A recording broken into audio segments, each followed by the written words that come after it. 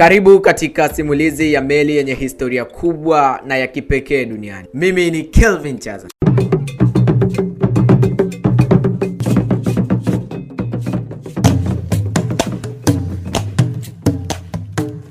Katika vilindi vya ziwa Tanganyika, ziwa lenye kina kirefu zaidi barani Afrika na la pili kwa ukubwa wa maji baridi duniani,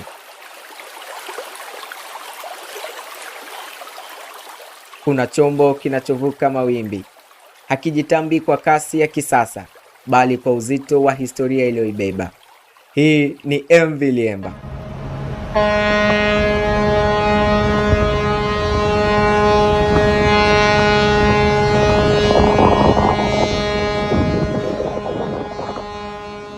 Ina zaidi ya miaka 100 majini.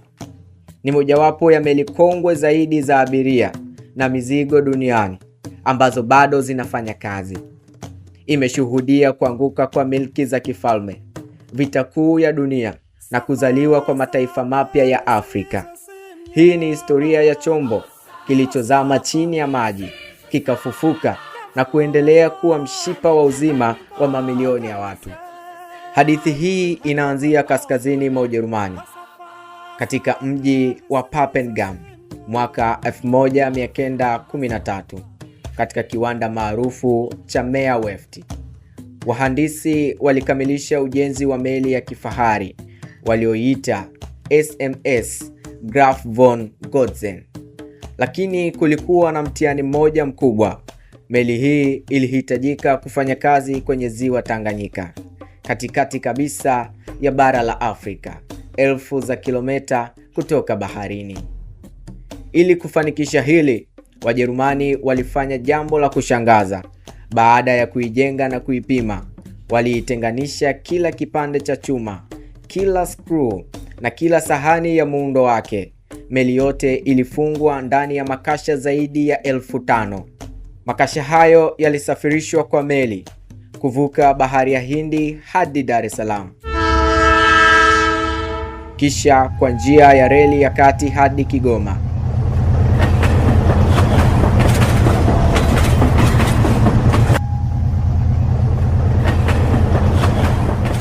Na pale ambapo treni haikufika, mamia ya wafanyakazi walibeba vipande hivyo pori kwa pori.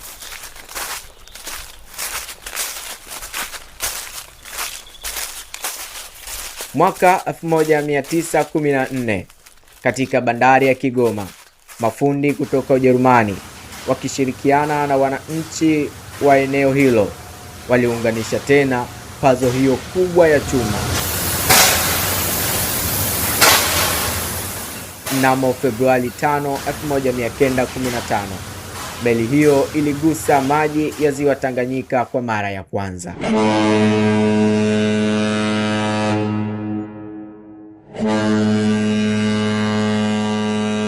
Amani haikudumu. Vita kuu ya kwanza ya dunia ilipozuka, Wajerumani walifunga mizinga mikubwa kwenye meli hiyo ya kifahari na kuitumia kama manuari ya kivita kudhibiti ziwa Tanganyika.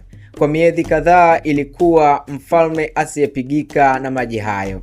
Lakini kufikia katikati ya mwaka 1916, majeshi ya muungano ya Uingereza na Ubelgiji yalianza kuibana Ujerumani. Kigoma ilikuwa mbioni kuanguka. Badala ya kuacha meli yao iangukie mikononi mwa maadui au kulipuliwa, kamanda wa Kijerumani alichukua uamuzi wa kipekee. Aliamuru mafundi kuipaka injini yote na sehemu za chuma safu nene ya mafuta mazito ya kuzuia kutu, grease. Kisha walijaza mifuko ya mchanga na kuizamisha kwa hiari chini ya maji karibu na Kigoma. Meli hii ya kihistoria ilikaa chini ya mita 20 za maji kwa miaka 9.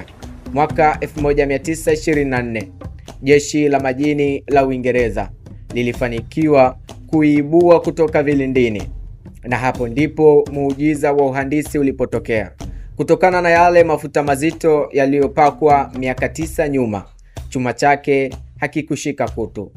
Baada ya ukarabati, mnamo Mei 16, 1927, ilirudishwa majini ikiwa na jina jipya, la MV Liemba, jina la kiasili la ziwa Tanganyika. Kuanzia siku hiyo, MV Liemba ilibadilika kutoka chombo cha kivita na kuwa chombo cha amani na maendeleo. Kwa miongo mingi imekuwa kiungo muhimu kinachounganisha nchi nne: Tanzania, Jamhuri ya Kidemokrasia ya Watu wa Kongo, Zambia na Burundi. Katika maeneo ambayo hakuna barabara wala reli, MV Liemba ndiyo njia pekee ya usafiri. Imesafirisha tani za samaki, kahawa na bidhaa mbalimbali. Imebeba wafanyabiashara, watalii na hata wakimbizi waliokuwa wakikimbia migogoro ya kivita. Ndani ya MV Liemba, maisha ya jamii ya ziwa Tanganyika yanapata mwelekeo. Muda ulivyosogea katika karne ya 21, matatizo ya kiufundi yalianza kujitokeza. Wengi walihisi huu ungekuwa mwisho wa MV Liemba na kwamba ingepelekwa kwenye makumbusho ya chuma chakavu. Lakini serikali ya Tanzania kupitia kampuni ya meli Tanzania Tashiko ilichukua hatua kubwa ya kuifanyia ukarabati mkubwa wa mabilioni ya shilingi. Meli imepewa injini mpya kabisa, mifumo ya kisasa ya uongozaji na usalama, huku muundo wake wa kihistoria ukihifadhiwa kwa umakini mkubwa ili kulinda urithi wake. Leo hii MV Liemba si tu meli inayoelea majini, ni makumbusho yanayotembea na ushuhuda hai wa uvumilivu wa kibinadamu. Watu waliojenga zaidi ya miaka 100 iliyopita walishafariki kitambo, lakini MV Liemba bado ipo, ikikata mawimbi yake yale yale, ikileta matumaini ya maisha kwa jamii zinazoitegemea. Inapotoa hodi ya sauti ya pembe yake kuvuma ziwani, haitangazi tu kuwasili kwa meli, inatangaza kuendelea kwa historia. Hii ni MV Liemba, mfalme asiyezeeka wa ziwa Tanganyika.